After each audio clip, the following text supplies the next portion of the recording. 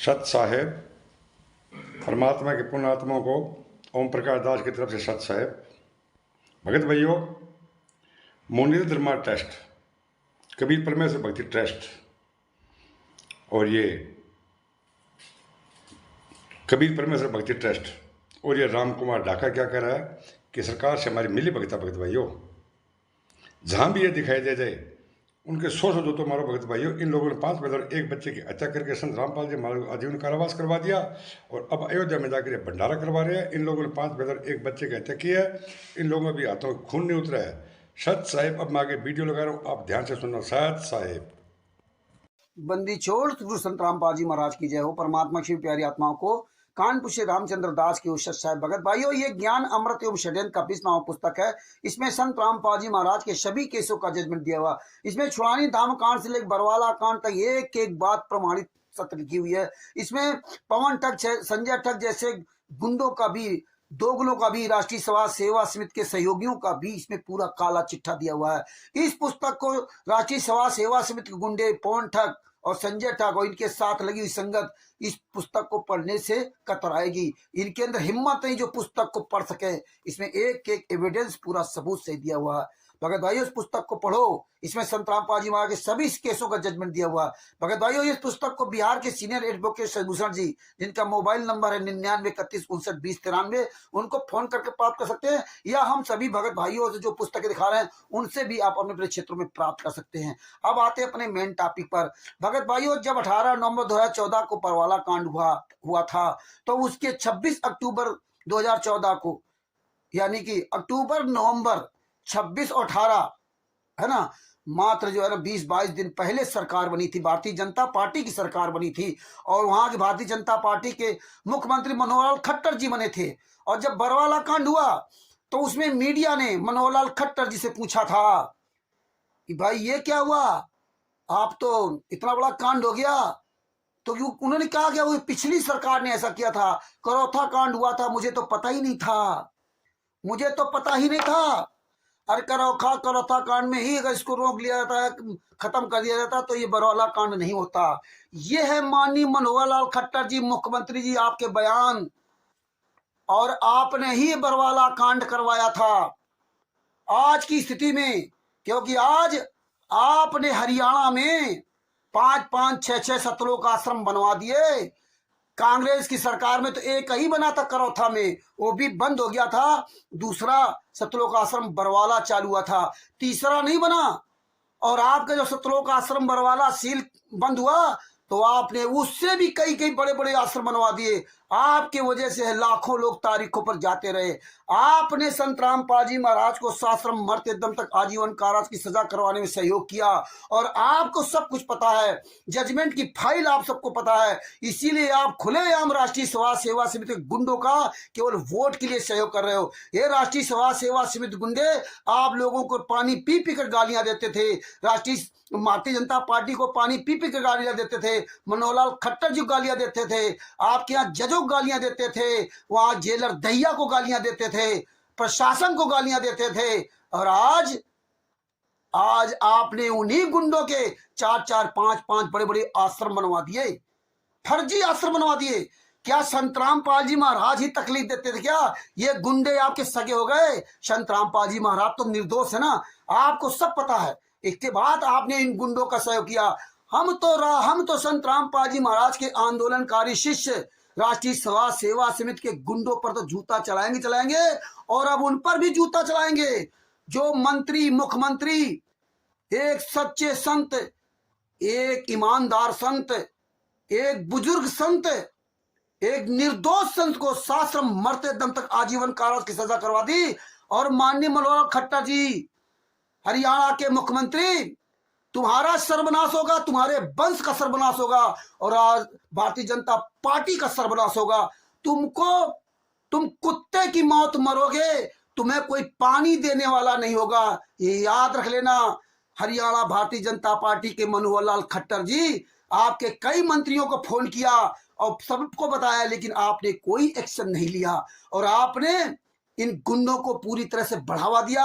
आज राम कुमार ढाका राष्ट्रीय समाज सेवा समिति गंडा खुलेआम कहता है कि मेरा सरकार से मेल मिलाप है, सरकार ने मुझे परमिशन दे रखा है। भारतीय जनता पार्टी की सरकार है। 8 सितंबर 2023 को सतलोक आश्रम धनाना में इस तरह बयान दे रहा है और संत रामपाल जी महाराज को एक दिन का भी पैरोल तक नहीं लेने दिया। और आप ही के मुख्यमंत्रित्व काल में रोहतक में सुनारिया जेल में डेरा सच्चा सौदा का राम रहीम, जो उसको 28 अगस्त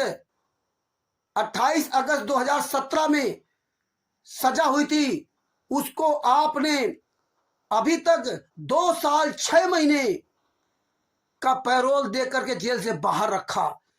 कभी 30 दिन, कभी 40 दिन, 10 दिन, कभी 1 दिन। और संत रामपाल जी महाराज की माता जी के अंतिम संस्कार में भी 1 दिन का पैरोल आपने नहीं लेने दिया। संत रामपाल जी महाराज गलत थे। अब आपको राष्ट्रीय समाज सेवा समिति के गुंडे पैसा दे रहे हैं, आपको मुनिंदर धर्मार्थ ट्रस्ट के गुंडे पैसा दे रहे हैं और आप खुलेआम गलत काम करवा रहे हैं। जिन गुंडों ने 5 महिलाएं बच्चे की हत्या कर दी, जिन गुंडों ने सतलोक आश्रम बरवाला के अंदर 5 महिलाएं बच्चे की हत्या कर दी और भी कमरे के अंदर बंद करके लाठियों से पीट पीट करके मार डाला, जिन गुंडों ने मासूम बच्ची 18 महीने की बच्ची को मार डाला और उन दरिंदों हत्यारों को आप बढ़ावा दे रहे हैं। हरियाणा में याद रखना, आपने हरियाणा में, उत्तर प्रदेश में भी आपकी भारतीय जनता पार्टी की सरकार, आप हर जगह इन गुंडों को बढ़ावा दे रहे हो। आपका राजस्थान में बढ़ावा दे रहे हो, मध्य प्रदेश में भी, पंजाब में तो आम आदमी पार्टी सरकार है।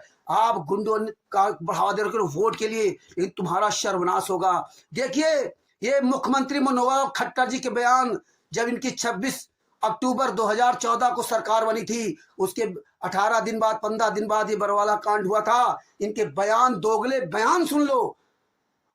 और आज तुम कहां मुंह दिखाने काबिल नहीं हो। मनोहर लाल खट्टर जी, चुल्लू भर पानी में डूब के मर जाओ, तुमको कोई डरने वाला नहीं है। तुम्हारा सर्वनाश होगा, तुम वंश सहित मरोगे, कुत्ते की मौत, तुम्हारी पूरी पार्टी मरेगी। याद रख लेना, तुम्हारा वंश सर्वनाश होगा। संत रामपाल जी महाराज निर्दोष को सजा करवाई है, शासन मरते दम तक आजीवन कारावास की सजा। संत रामपाल जी महाराज पर एक भी दोष सिद्ध नहीं हुआ है।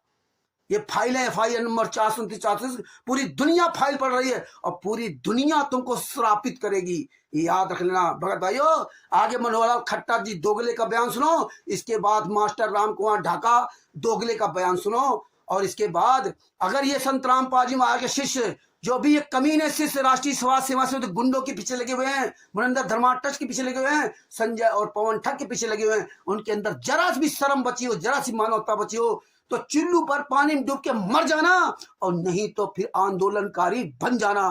कानपुर से रामचंद्र दास, मोबाइल नंबर 9140622668। आगे वीडियो सुनो दोनों का और सब पर जूता चलाओ। ये जूता चलाओ, मंत्री संतरी सब पर जूता चलाओ। ये साले सब डरे हुए, ये कुत्ते साले डरे हुए, कुछ भी तुम्हारा बिगाड़ नहीं सकते। जब प्रहलाद का हिरण्यकश्यप कुछ नहीं बिगाड़ सकता, तो तुम्हारा ही क्या बिगाड़ सकते। आओ निर्भीक बनो और जूता चलाओ, इन पर वीडियो डालो, स्टिकर डालो। सच्चा है, जय हो बंदी छोड़ की। सबसे पहली घटना रामपाल की, हमारा उसमें कोई रोल नहीं, क्योंकि हमने 26 अक्टूबर को सरकार बनाई, शपथ ली, और नवंबर के पहले सप्ताह में कोर्ट ने डिसीजन दिया कि रामपाल को कोर्ट के हवाले करो। अब रामपाल को कोर्ट के हवाले 7 दिन में, हमने तो ये भी नहीं देखा था कि उसके ऊपर क्या केस चल रहे हैं। हमको इतना पता है कि करौथा में कुछ हुआ था और वो करौथा वाले रामपाल, वो कुछ ना कुछ चीज़ें आगे बढ़ रही हैं। अगर करौथा में ही ठीक कर लिया जाता है तो बरवाड़ा में ये नहीं होता। तो अल्टीमेटली फिर भी हमने बहुत, हमारी सारे एडमिनिस्ट्रेशन ने सूझबूझ के साथ बिना गोली चलाए हुए 15,000 लोगों के बीच में घिरे हुए रामपाल को और कोर्ट के हवाले किया। लग गए हमें 8 दिन। हमको उसमें 7 दिन की एक डेट भी लेनी पड़ी कोर्ट से कि हमें समय चाहिए, और बिना किसी एक भी गोली चलाए बिना, हाँ पत्थरबाजी हुई, वहाँ पर हमारे मीडिया के कुछ लोगों को भी चोट लगी, वो सब बातें हुई हैं, और वो अंदर से भी उसी प्रकार का एक अटैक भी हुए हैं, लेकिन हमने उसमें सूझबूझ से सारा काम किया। मैं राम कुमार ढाका, प्रधान RS राष्ट्रीय समाज सेवा समिति का। आज हमारे संत रामपाल जी महाराज जी का अवतरण है, उसके उपलक्ष्य में हमारा 3 दिन का भंडारा है और हमारा ये भंडारा 9 जगह चल रहा है।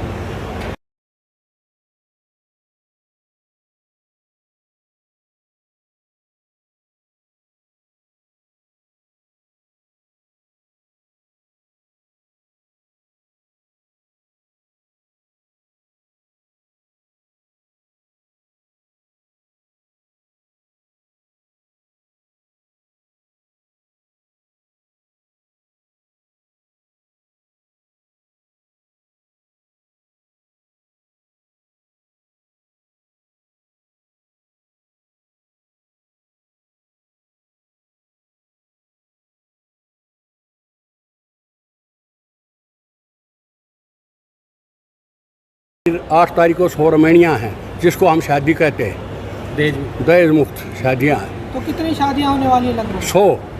शादियां। और यहाँ ज़्यादा से ज़्यादा संगतारी है। हमारा सरकार के साथ हमें परमिशन ले रखी है और उनका हमारे साथ पूरा सहयोग है।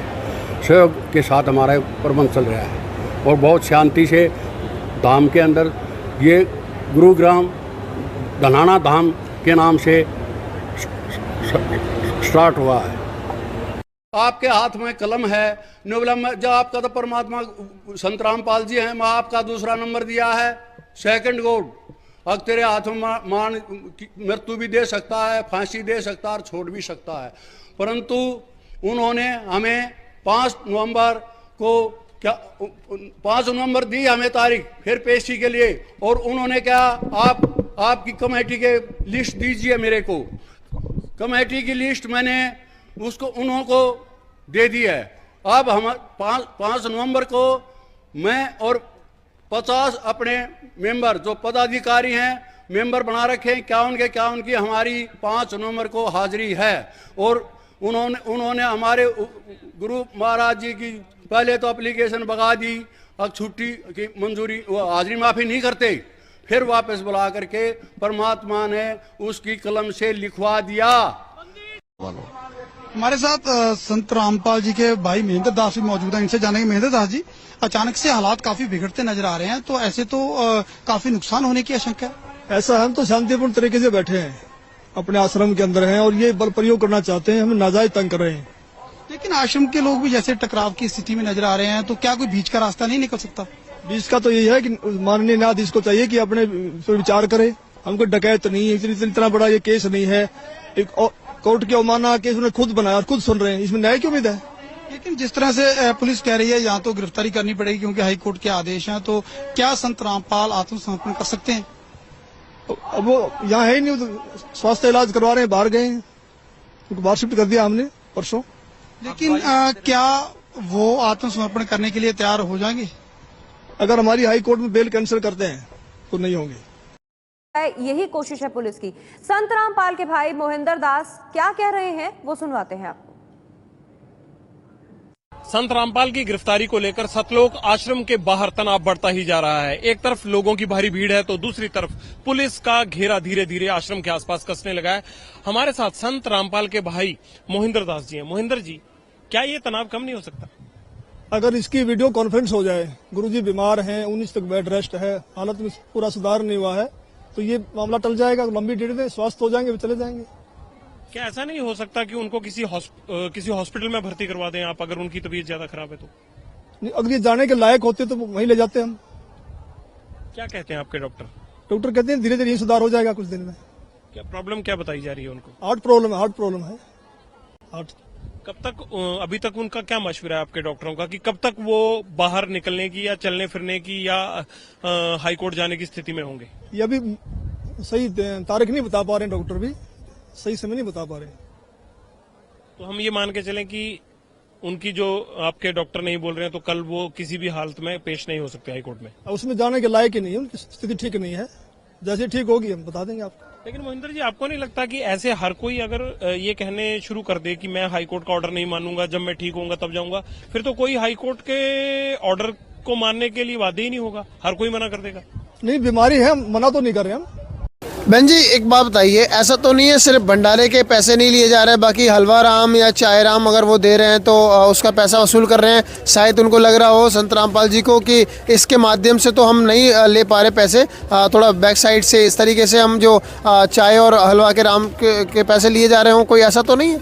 मैंने तो नहीं दिए हैं, अब किसी ने भी नहीं दिए हैं। चाय राम जी तो बहुत सारे लोग पी रहे हैं, 2-2 3-3 कप पी रहे हैं, मैंने तो 1 रुपया नहीं देखा। टेस्ट कैसा है चाय का? बहुत प्यारा है। जैसे घर पे मैं चाय बहुत पसंद है मुझे, और मुझे लगता है मेरी एज के जितने लोग हैं सबको चाय बहुत पसंद है, तो बहुत प्यारी चाय बनी, घर जैसी चाय है। मैं एक बार और पीऊँगी जाके। मुझसे पैसे नहीं लिए गए हैं, तो मैं सिर्फ लास्ट में इतना बोलना चाहूँगी कि दूसरों की बातें सुन के किसी को भी जज ना करें, कृपया कर मूर्ख ना बने, आए देखें समझें और फिर ही किसी निष्कर्ष पे पहुँचे। आपके ऊपर इतने इल्जाम है सर, आपके ऊपर इतने इल्जाम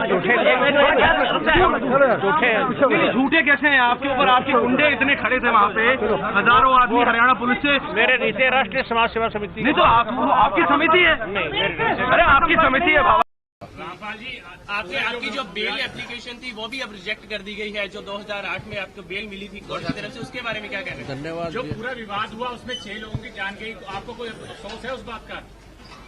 बहुत अफसोस है जी। नहीं, जो आपने अपने अनुयायियों को ढाल बनाया और आप पीछे छुपे रहे, मैंने किसी को नहीं, वो आप सही मानते हैं? मैंने नहीं बनाया किसी को, वो अपने आप ही बन रहे थे, मुझे भी रोक रखा था। Thank you.